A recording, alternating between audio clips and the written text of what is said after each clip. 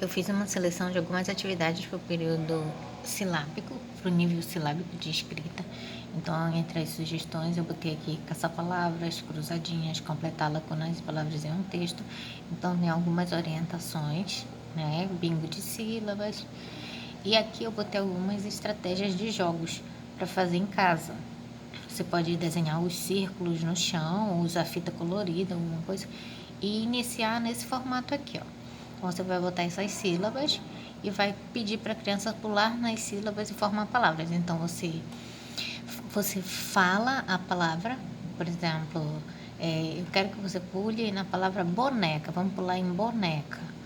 Cadê o bó? Aí a criança tem que pular no bó, depois no né e depois no cá. E aí sempre ir pouco a pouco orientando. Então, e agora? Para a gente formar a palavra boca, vamos formar boca? Bó, onde é que tá o bó? Aí ela tem que pular no bó e depois no cá de novo, boca. E pra gente formar caneco, dá para formar caneco? Aí a criança tem que começar a raciocinar sozinha, né? A gente só dá a dica. Como é que é o caneco? Qual começa? Qual sílaba começa? Então é o K. Aí ela pula aqui no K. E o né? Como é o né? Aí ela vai pulando. Então essa é uma sugestão. Outro formato é você fazer esses quadrados, 6 quadrados. E é o mesmo jogo.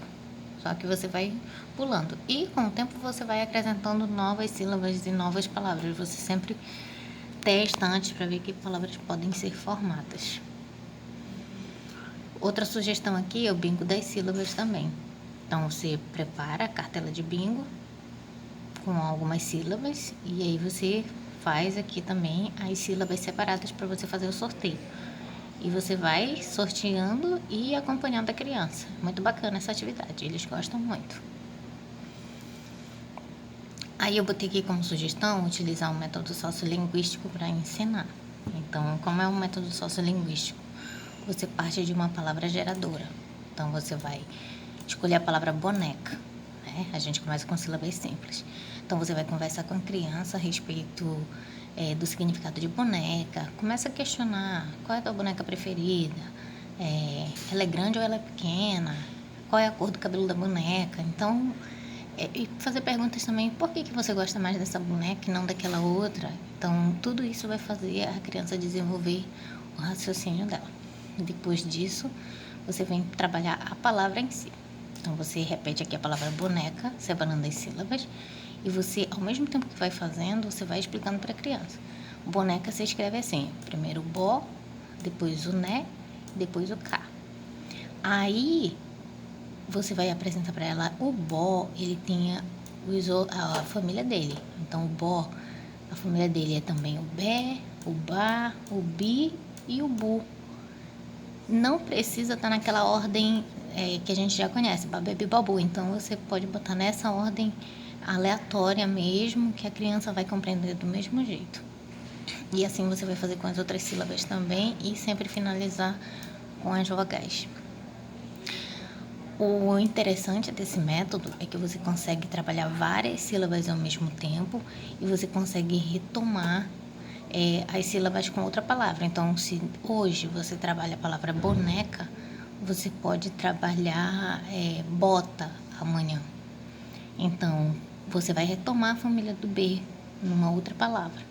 É sempre legal assim você, da palavra geradora, você pegar uma palavra que repita alguma sílaba para você ir reforçando.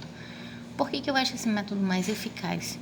Porque você está sempre retomando e a criança está sempre voltando em algumas sílabas. Então, você ganha tempo, você apresenta novas e faz a retomada de estudo daquelas que ela já viu. É muito bacana. Depois que você faz esse estudo aqui, você pode fazer a criança compor novas palavras. Então, você vai ensinar ela a criar novas palavras. Pode ser circulando, né? Nesse início. Então, olhando para essas sílabas aqui, vamos formar outras palavras? Então, como é que eu formo boca? Vamos procurar boca. Então, você circula boca. Primeiro o bó, cadê o bó? Aí ela vai circular o bó e depois ela vai circular o cá. E aí, depois você vai fazendo outras palavras, mas sempre se prepara antes de ver que palavras dá para formar e você vai mostrando para a criança. Se ela não conseguir de início, você insiste e vai fazendo e mostrando para ela. Ah, você mesmo, né? Enquanto adulto vai mostrando. Eu consigo escrever caneco.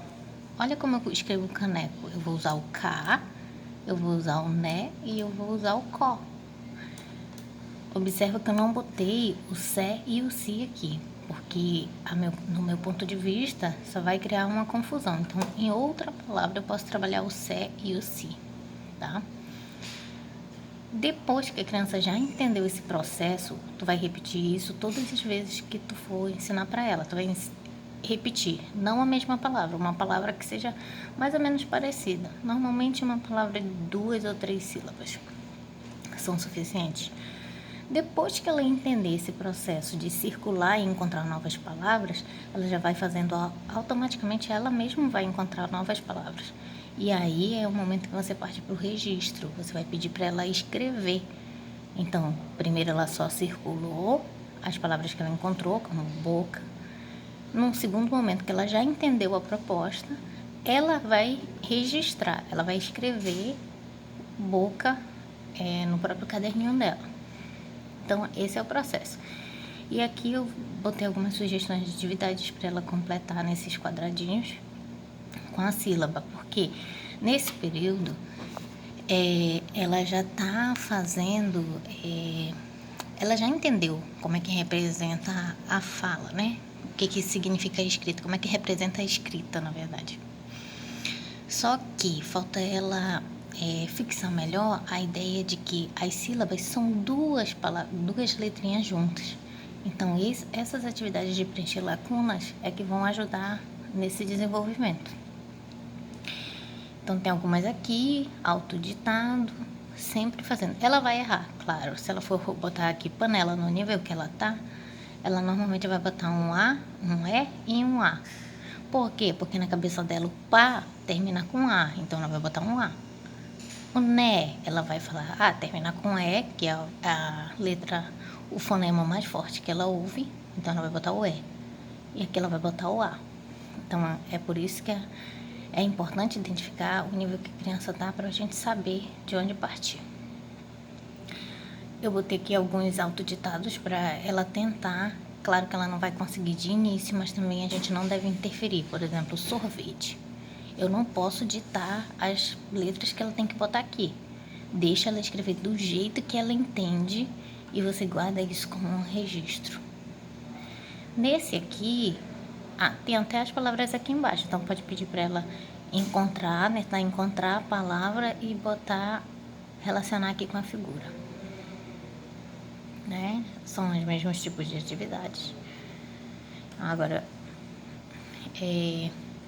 e aqui no final eu botei uma atividade.